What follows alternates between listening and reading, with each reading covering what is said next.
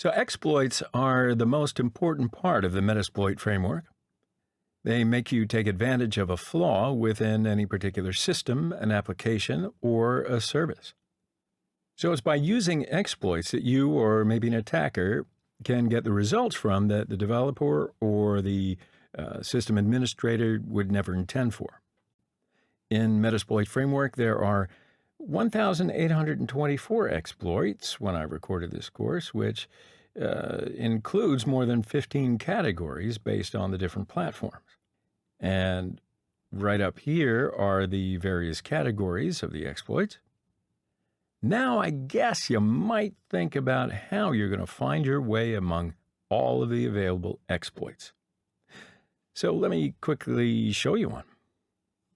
Now, first, I got to mention you've got to be very careful before using any of these exploits. So let me suggest to you that you make an extensive enumeration on the target that you want to use an exploit on.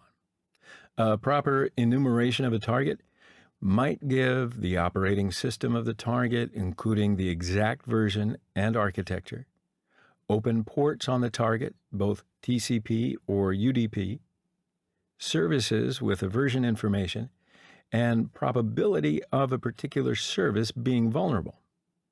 So first, let's have a look at the exploit modules from the GUI.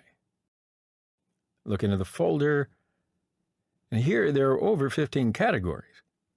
And under each one, you'll find even more categories. Under Unix, FTP, here's the exploit that I want to use.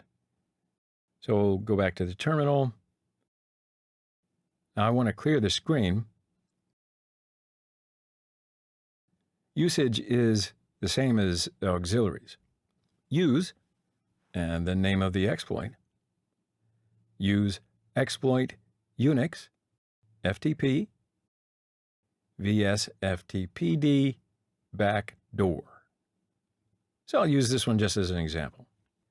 Then show you the options of the exploit. Set rhost to your Metasploitable2 IP address. Default port number is 21. So you don't need to change it unless you find that this version of FTP is running on another port. And I'll show you the options again. Okay, so here you go. Type exploit to run the exploit code against the Metasploitable2. And ta-da, you have your first shell on the target. As you can see here, Metasploit warns us about the open shell. So this is not an interactive shell. And while you can type some Linux commands directly here, who am I using the shell? Ooh, root user. Type ID to see the actual user. And yeah, sure enough, it's correct. So you can write here Linux commands. For example, ifconfig. And you see that? This is Metasploitable2.